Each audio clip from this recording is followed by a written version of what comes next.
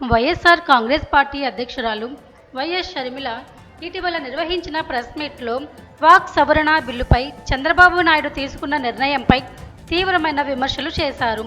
YCP senior నాయకుడు శైలజానాథ్ కూడా ఈ అంశంపై స్పందిస్తూ షర్మిలను ఉపయోగించి చంద్రబాబు రాజకీయ వ్యూహాలు రచిస్తున్నారని ఆరోపించారు.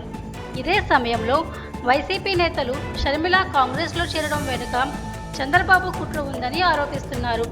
ఈ పరిణామాల నేపథ్యంలో షర్మిల కాంగ్రెస్లో చేరడం, ఆమె ప్రెస్ మీట్లు నిర్వహించడం వంటి చర్యలు చంద్రబాబు ప్రయోజనాల కోసం చేస్తున్నట్లు భావిస్తున్నారు.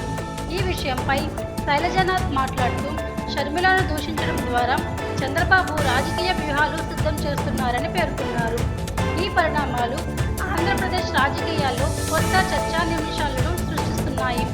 షర్మిల చర్యలు చంద్రబాబు నిర్ణయాలపై రాజకీయ నేతల మధ్య అభ్యంతరాలు వ్యక్తమవుతున్నాయి.